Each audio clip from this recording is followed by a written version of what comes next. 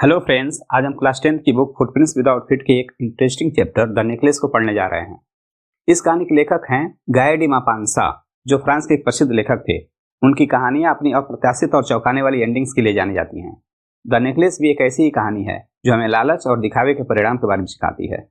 तो आइए इस रोचक और शिक्षाप्रद कहानी की गहराइयों में उतरते हैं और इसके मुख्य पात्रों और घटनाओं को समझते हैं।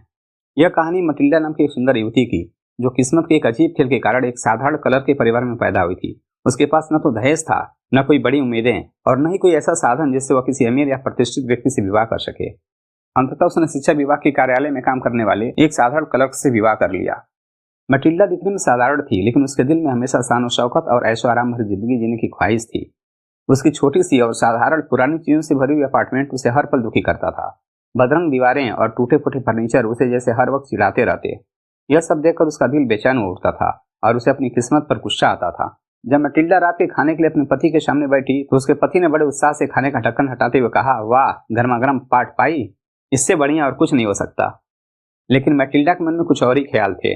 वह शानदार डिनर पार्टियों की कल्पना करती, जहां चमचमाते चांदी के बर्तन और नाजुक प्लेटों में स्वादिष्ट व्यंजन परोसे जाते।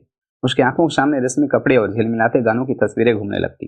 लेकिन हकीकत में उसके पास न तो खूबसूरत कपड़े थे, न ही कीमती आभूषण, और उसे तो बस यही सब पसंद था, सौंदर्य, भव्यता और ऐशो आराम। मटिल्डा की एक अमीर सहेली थी जो उसके साथ कॉन्वेंट स्कूल में पढ़ी थी, लेकिन मटिल्डा उसे मिलने जाने से बचती थी, क्योंकि वहां से लौटने के बाद उसका दिल उदासी और जलन से भर जाता था। भव्यता और ऐशो आराम को देखकर वापस अपनी जिंदगी में लौटना उसके लिए असहनीय था। वह निराशा और दुख के मारे कई दिनों तक रोती रहती थी।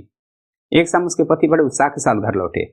उनके हाथ में एक बड़ा लिफाफा था। मुस्कुराते हुए उन्होंने कहा, लो, यह तुम्हारे लिए है। मटिल्डा ने झट से लिफाफा खोला और उसमें से एक छपा हुआ कार्ड निकला। उस पर लिखा था, लोक शिक्षण मंत्री और मैडम जॉर्ज नेम्पोनोवा आपको सोमवार 18 जनवरी की शाम को मंत्री महोदय के निवास पर आयोजित समारोह में उपस्थित होने का ससम्मान निमंत्रण देते हैं। लेकिन जहां उसके पति को उम्मीद थी कि यह निमंत्रण उसे खुशी से झूमने पर विवश कर देगा, वहीं मटिल्डा ने कार्ड को गुस्से में मेज पर फेंक दिया और बड़बड़ाई, इससे मुझे क्या लेना देना है। उसका पति हैरान होकर बोला, अरे प्रिय, मुझे लगा यह सुनकर तुम खुश हो जाओगी। तुम कभी बाहर नहीं जाती और यह तो बड़ा खास मौका है। सभी लोग ऐसे निमंत्रण पाने की ख्वाहिश रखते हैं। सरकारी कर्मचारियों को ऐसे मौके बहुत कम मिलते हैं। वहां तो पूरा सरकारी और प्रतिष्ठित समाज मौजूद होगा।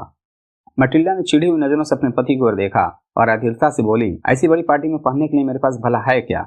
उसके पति ने इस बात पर ध्यान ही नहीं दिया था।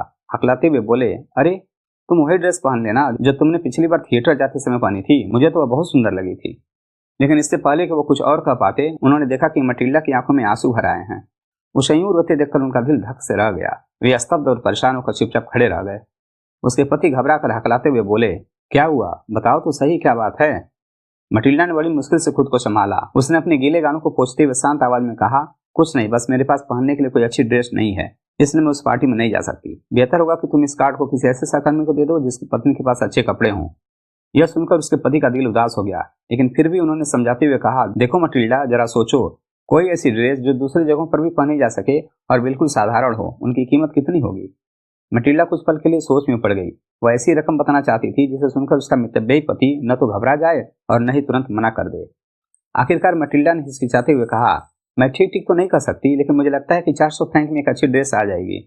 यह सुनकर उसके पति का चेहरा थोड़ा फीका पड़ गया। दरअसल उसने इतनी ही रकम बचा रखी थी ताकि अगली गर्मी में अपने दोस्तों के साथ शिकारी दल में शामिल हो सके और रविवार को चिड़ियों का शिकार कर सके।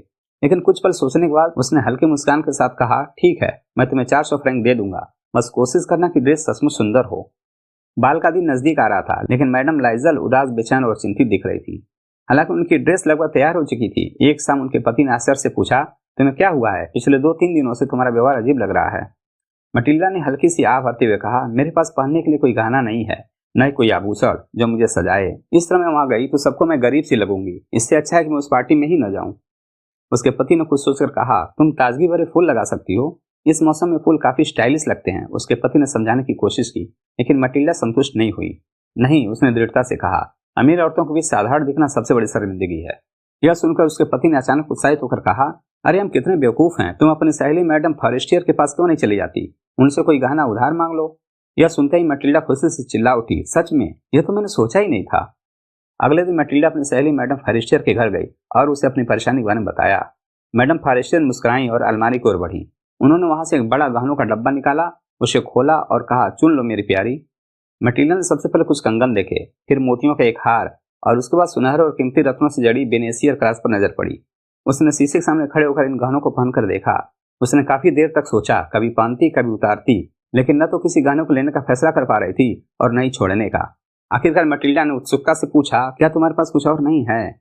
मैडम फॉरेस्टियर ने मुस्कुराते हुए कहा, क्यों नहीं, देख लो खुद ही, मुझे नहीं पता कि तुम्हें क्या पसंद आएगा। अचानक मटिल्डा की नजर एक काले साटन के डिब्बे पर पड़ी। जैसे ही उसने उसे खोला, उसकी आंखें चमक उठी। उसके सामने हीरो का एक शानदार हार रखा था। उसने कांपते हाथों से उसे उठाया और अपनी गर्दन के चारों ओर पहना। उसकी ड्रेस के साथ वह हार इतना सुंदर लग रहा था कि उसकी खुशी का ठिकाना न रहा।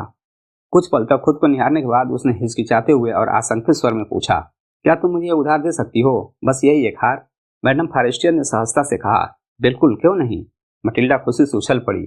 उसने अपनी सहेली को गले लगाया और उत्साह से उसे चूम लिया। फिर अपनी इस अनमोल दौलत के साथ वह वहां से चली गई। आखिरकार बाल का दिन आ गया। मैडम लाइजल ने महफिल में कदम रखा और देखते ही देखते सबकी नजरें उन्हीं पर ठहर गईं। वह वहां की सबसे सुंदर महिला लग रही थी। उनकी आकर्षक मुस्कान, शालीनता और उत्साह ने सबका दिल जीत लिया। सभी पुरुष उनकी ओर खींचे चले आ रहे थे। कोई उनका नाम जानना चाहता था तो कोई उनसे परिचय करने को उत्सुक था। मटिल्डा पूरे जोश और उमंग के साथ नाच रही थी। उसकी आंखों में बस इस पल की चमक थी। लोगों की प्रशंसा और अपनी इस जीत के एहसास ने उसे जैसे मदहोश कर दिया था। उस पल उसे अपनी जिंदगी की सारी तकलीफें भूल गई थी। सुबह के करीब 4 बजे मटिल्डा घर के लिए निकली। उसके पति आधी रात से ही एक छोटे से सैलून में सोने की कोशिश कर रहे थे। वहां उसके साथ 3 और सज्जन बैठे थे, जिनकी पत्नियां अभी पार्टी का आनंद ले रही थी। जैसे ही मटिल्डा आई, उसके पति ने उसके कंधों पर एक साधारण साल डाल दी जो वे साथ लाए थे, लेकिन यह सस्ती साल उनके शानदार पोशाक के साथ मेल नहीं खा रही थी। मटिल्डा ने जल्दी से वहां से निकलने का मन बनाया ताकि उन अमीर महिलाओं की नजर में न आ जाएं जो अपनी मखमली फर के साल ओढ़े थी, लेकिन लाइजल ने कहा, रुको, मैं अभी टैक्सी बुलाता हूँ। लेकिन मटिल्डा ने उनकी बात सुने बिना ही तेजी से सीढ़ियां उतरनी शुरू कर दी। उनकी एक ही चाहत थी, जितनी जल्दी हो सके वहां से दूर चली जाए। जब वे सड़क पर पहुंचे तो उन्हें कोई गाड़ी नहीं दिखाई दी। उन्होंने दूर खड़े कुछ को आवाज दी, लेकिन किसी ने ध्यान नहीं दिया। निराश और ठंड से कांपते हुए दोनों नदी की ओर बढ़ने लगे, इस उम्मीद में कि शायद कोई गाड़ी मिल जाए। आखिरकार उन्हें पेरिस की उन पुरानी गाड़ियों में से एक दिखी जो अक्सर रात ढलने के बाद नजर आती थी। उन्होंने उसे रोका और गाड़ी उन्हें उनके घर के दरवाजे तक छोड़ गई। थके मादे दोनों ने सीढ़ियां चढ़कर अपने छोटे से अपार्टमेंट में कदम रखा। मटिल्डा के लिए वह सुनहरी रात अब बीत चुकी थी। उसके पति के मन में बस एक ही ख्याल था, सुबह 10 बजे तक दफ्तर पहुंचना है। उन्होंने अपनी कंधों से साल उतारी और आईने के सामने खड़ी होकर खुद को आखिरी बार अपनी शोभा निहारने लगी। अचानक उनके मुंह से एक चीख निकल गई। उनकी गर्दन पर हार नहीं था। लाइजल, जो आधे कपड़े बदल चुके थे, घबरा कर बोले, क्या हुआ? मटिल्डा घबराई हुई उनकी ओर मुड़ी और हकबकाते हुए बोली, मुझसे मैडम फॉरेस्टियर का हार गुम हो गया है। लाइजल को विश्वास ही नहीं हुआ। क्या? ये कैसे हो सकता है? दोनों ने फौरन पूरे कपड़े, साल और जेबें छान मारी। हर कोना खंगाला, लेकिन हार कहीं नहीं मिला। उन्होंने चिंतित स्वर में पूछा, तुम्हें यकीन है ना, जब हम मंत्री के घर से निकले थे तब हार तुम्हारे गले में था? हाँ, मुझे याद है कि जब हम बाहर निकले तो हार मेरे गले में था, लेकिन अगर वो सड़क पर गिरा होता तो उसकी आवाज सुनाई देती है। हो सकता है वो घोड़ा गाड़ी में गिरा हो। हाँ, ये हो सकता है। क्या तुमने गाड़ी का नंबर देखा था? नहीं। और तुमने ध्यान दिया था क्या? नहीं। दोनों ने निराशा भरी नजरों से एक दूसरे को देखा। आखिरकार लाइजल ने फिर से कपड़े पहने और बोला, मैं उसी रास्ते पर वापस जा रहा हूँ जहाँ से हम पैदल आए थे, शायद हार मिल जाए। यह कहकर वह तेजी से बाहर निकल गया। वह अपनी शाम की ही पोशाक में बैठी रही। बिस्तर पर जाने की ताकत भी नहीं थी उसमें। सुबह करीब 7 बजे उसके पति लौटे। उनके हाथ खाली थे। उन्होंने पुलिस स्टेशन और घोड़ा गाड़ियों को दफ्तरों में जाकर पूछताछ की थी। यहाँ तक कि उन्होंने अखबारों में इनाम देने का विज्ञापन भी दिया, लेकिन कोई सुराग नहीं मिला। सारा दिन वह सदमे और उलझन की हालत में बैठी रही, जैसे यह भयानक दुर्घटना उसे सुन कर गई हो। शाम को लाइजल घर लौटे। उनका चेहरा उतरा हुआ था। उन्होंने भी हार का कोई पता नहीं लगाया था। उन्होंने कहा, अपने दोस्त को लिखो कि हार का क्लच टूट गया है और तुम उसे ठीक करवा रही हो, इससे हमें थोड़ा समय मिल जाएगा। उसने उनके कहे अनुसार पत्र लिखा। 1 हफ्ते बाद भी जब कोई आशा नहीं बची तो लाइजल, जो अब 5 साल बड़े लग रहे थे, बोले, हमें इस हार के बदले दूसरा हार देना होगा। पाले रायल की एक दुकान में उन्हें हीरो का एक माला मिल गया, जो उन्हें बिल्कुल वैसा ही लगा जैसा उन्होंने खोया था। उसकी कीमत 40,000 फ्रैंक थी। उन्हें वह हार 36,000 फ्रैंक में मिल गया। लाइजल के पास 18,000 फ्रैंक थे, जो उनके पिता ने उन्हें विरासत में दिए थे। बाकी रकम उन्होंने उधार ली। उन्होंने भारी ब्याज पर कर्ज लिया और तरह तरह के साहूकारों से पैसा उधार लिया। अंत में उन्होंने 36,000 फ्रैंक लेकर उस दुकानदार के काउंटर पर रख दिए और हार ले गए। जब मैडम लाइजल ने वह हार मैडम फॉरेस्टियर को लौटाया तो उन्होंने ठंडे स्वर में कहा, तुम्हें इसे पहले लौटा देना चाहिए था, मुझे इसकी जरूरत पड़ सकती थी। उन्होंने राहत की सांस ली जब मैडम फॉरेस्टियर ने गहनों का डिब्बा नहीं खोला, जैसा कि मैडम लाइजल को डर था। अगर वो अदला बदली को पहचान लेती तो क्या सोचती? क्या वो उसे चोर समझती? अब madam Lizol life of need के एक्सट्रीम फियर को जान गई थी। फिर भी उन्होंने अपनी जिम्मेदारी पूरी तरह से और वीरता के साथ निभाई। यह भयानक कर चुकाना आवश्यक था और वह इसे चुकाएंगी। अब वह पहले जैसी नहीं रही। साधारण कपड़ों में रफ स्कर्ट पहने और बर्तन धोते धोते लाल पड़ चुके हाथों के साथ उनकी जिंदगी पूरी तरह बदल चुकी थी। उनकी आवाज अब कठोर हो गई थी और उनकी आंखों में बीते वर्षों की थकान झलकती थी। उन्होंने गरीबी का बोझ चुपचाप सह लिया, बिना किसी शिकायत के। उनके पति भी शाम को अतिरिक्त काम करते, खाते मिलाते, दस्तावेजों की नकल करते, बस कुछ पैसे जोड़ने के लिए। यह संघर्षपूर्ण जीवन यूं ही 10 साल तक चलता रहा, सिर्फ उस हार का कर्ज चुकाने के लिए जिसे खो देने की कीमत उन्होंने अपनी पूरी दुनिया बदल कर चुकाई थी। अब वो भी आम लोगों की तरह साधारण कपड़े पहने, हाथ में टोकरी लिए बाजार में घूमती थी। किराने वाले, कसाई और फल बेचने वालों से हर आखिरी सू के लिए मोल भाव करती, ताकि अपनी गाढ़ी कमाई का एक एक पैसा बचा सके। उनकी जिंदगी अब तंगी और समझौते से भरी थी। दूसरी ओर उनके पति भी थकान से बोझिल इवनिंग्स में व्यापारियों के खाते ठीक करते और रातों को जाकर प्रति पृष्ठ 5 सू के हिसाब से लिखाई का काम करते। यह कठिन संघर्ष 10 साल तक चला, हर दिन मेहनत, हर रात थकान। लेकिन आखिरकार 10 साल बाद उन्होंने वह कर्ज चुका दिया जिसने उनकी पूरी जिंदगी बदल दी थी। मैम लाइजल अब बूढ़ी लगने लगी थी। वह एक मजबूत और कठोर औरत बन गई थी, जैसे गरीब घरों की औरतें होती हैं। उनके बाल बेतरतीब रहते, स्कर्ट टेढ़ी मेढ़ी होती, हाथ लाल हो जाते और ऊंची आवाज में बोलती थी। वह बड़े बड़े बाल्टियों में पानी भरकर फर्श धोती थी। लेकिन कभी कभी जब उनके पति दफ्तर में होते तो वह खिड़की के सामने बैठकर पुराने समय के उस शाम के बारे में सोचती, उस नृत्य समारोह के बारे में जहां वो इतनी सुंदर और प्रशंसा से सराही गई थी। अगर उन्होंने हार नहीं खोया होता तो जीवन कैसा होता, कौन जानता है। जीवन कितना अजीब और बदलावों से भरा हुआ है। कितनी छोटी सी बात किसी को बर्बाद या बचा सकती है। एक रविवार जब वो हफ्ते भर की चिंताओं से छुटकारा पाने के लिए साफ से एलजी में टहल रही थी तो अचानक उन्होंने एक महिला को बच्चे के साथ चलते हुए देखा।